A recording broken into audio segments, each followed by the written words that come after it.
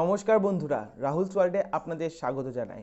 আজ 23শে জানুয়ারি আমার দেশের প্রথম প্রধানমন্ত্রী শ্রী নেতাজি সুভাষচন্দ্র বসুর আজকে জন্মদিন। আজকে নেতাজি সুভাষচন্দ্র বসুকে প্রণাম এবং আমার আন্তরিক শ্রদ্ধা জানিয়ে আজকের ভিডিও শুরু করছি। ওনার মতো বীর দেশপ্রেমী আমি আমার দেশে পেয়ে সত্যি আমরা সকলে গর্বিত। ওনার জন্য আমরা স্বাধীন হয়েছি, ওনার জন্যই আজকে আমরা এই দেশে এত ইজিলি বসবাস করতে পারছি, শুধুমাত্র এই একটা মানুষের জন্য। তাই ওনাকে আবারও অসংখ্য ধন্যবাদ এবং প্রণাম জানিয়ে আজকের ভিডিও শুরু করছি। আজকের এই ভিডিওতে আমরা কথা বলবো এবং আমরা দেখাতে চলেছি অ্যাকোরিয়ামের একটা অন্যতম সেট আপ নিয়ে। এই ভিডিওতে আমি কোনো ফিশ রিলেটেড পার্টিকুলার কোনো মাছ নিয়ে কথা বলবো না। আজকে যেটা বলবো সেটা হচ্ছে অ্যাকোরিয়ামের বেসিক যে সেট আপগুলো হয় সেটা নিয়ে। দুটো এক্সটার বা আউটার রুম, মানে রুমের বাইরে এরকম একটা সেট আমি করেছি। যেই সেট আপটা আপনাদের দেখাবো, কি কি জিনিস দিয়েছি আপনাদের বলবো এবং কিভাবে করেছি সেটাও বোঝানোর চেষ্টা করব। দুটো সেট করেছি, কী দিয়ে করেছি একটু বলে দিই, তারপর আমি ভিডিওতে আপনাদের দেখাচ্ছি। এখানে আমি ইউজ করেছি ফ্রিজের বক্স। তো এই ফ্রিজের বক্স যে ইউজ করার কনসেপ্টটা বেশ ইউনিক। খুব সচরাচর কাউকে দেখা যায় না ফ্রিজের বক্স ইউজ করতে। অনেকে ইউজ করেন না তা নয়, অনেকে ইউজ করেন, কিন্তু খুব সচরাচর আমাদের বাংলা সাইডে সচরাচর দেখা যায় না। আমি এখানে ইউজ করেছি ফ্রিজের বক্স, কিন্তু ফ্রিজের বক্সের কিছু ডিসঅ্যাডভান্টেজ ছিল, অনেক অ্যাডভান্টেজ তো আছেই। তো সেই সব আপনাদের দেখাবো। আমি এখানে দুটো যেহেতু করেছি এবং কিভাবে সেট আপ করেছি, কি কি জিনিস রেগুলেট করতে হবে, কি কি মেনটেনেন্স করতে হবে সব দেখাবো। একটা কমপ্লিটলি আউটার এনভায়রনমেন্টে পড়ে আছে, আর একটা এরকম রুমের মধ্যে পড়ে আছে, কিন্তু আউটার এনভায়রনমেন্টের সাথে ডাইরেক্ট কানেক্টেড। তো এই জায়গা দুটো আমি তৈরি করেছি এবং নিজে সেট আপটা মেনটেন করেছি। যদিও সেট আপ এখনও কমপ্লিট হয়নি, নাইট্রোজেন সাইকেল মেনটেন করার জন্য পড়ে আছে, তাও আপনাদের বেসিক জিনিসগুলো ওই ভিডিওতে বা এই সেট আপটাকে দেখালে বোঝানো সম্ভব।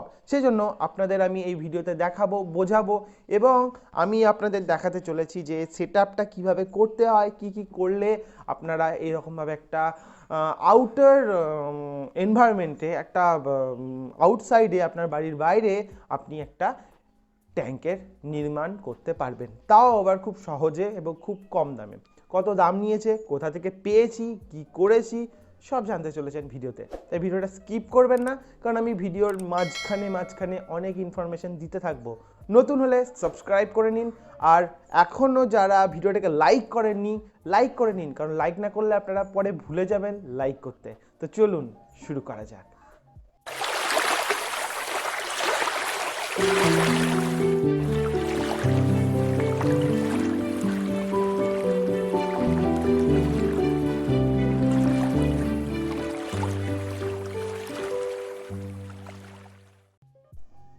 তো আমি এবার আস্তে আস্তে আমার প্রথম সেট আপের দিকে এগোবো।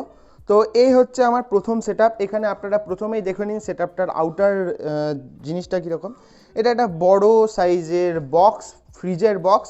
এটা আমি এখানে ব্যবহার করেছি। ফ্রিজের বক্স কোথা থেকে পেয়েছি, কত দাম নিয়েছে, কিভাবে কালেক্ট করেছি সব বলছি। তার আগে আপনাদের ইন্টারফেসটা দেখিয়ে দিই।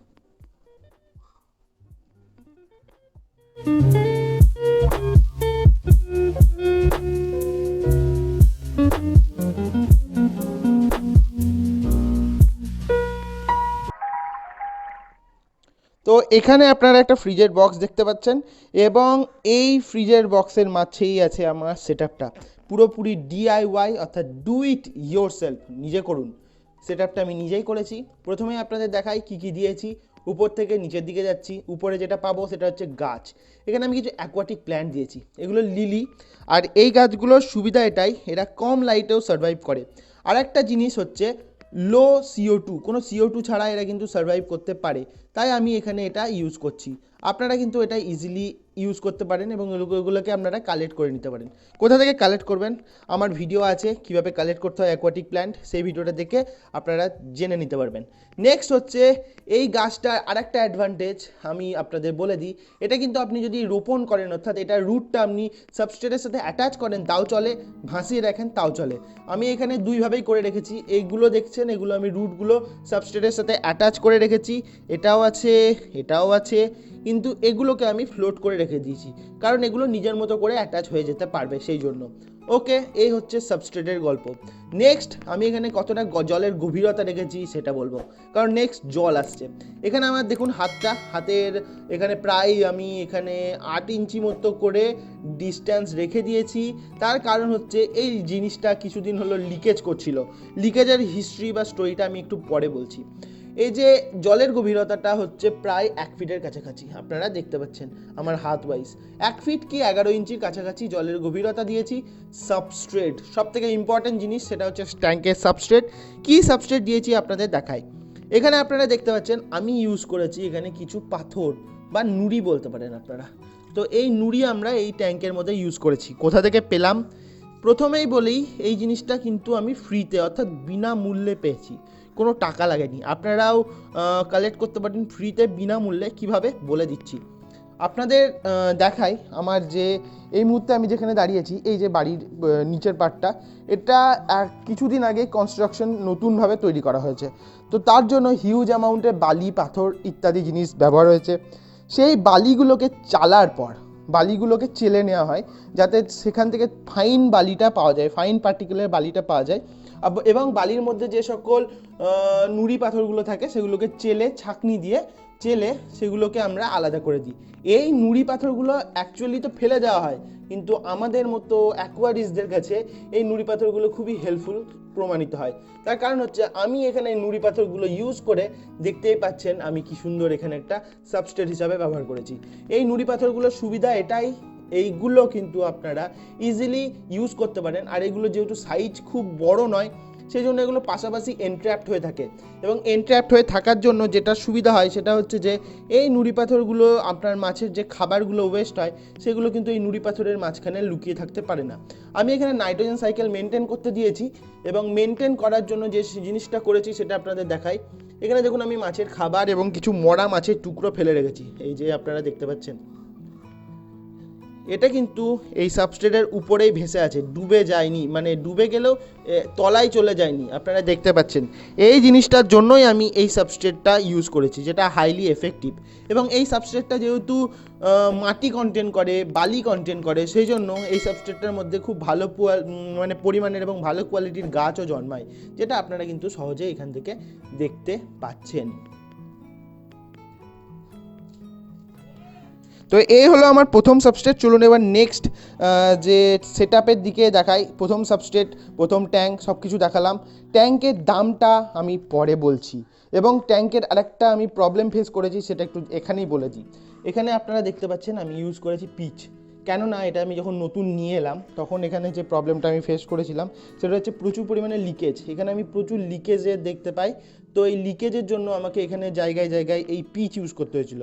যে সকল গ্লুগুলো পাওয়া যায় বা যে সকল গাম টাইপের যে সকল জিনিসগুলো পাওয়া যায় ওগুলো আমি ইউজ করেছিলাম, বিশেষ কোনো লাভ পাইনি।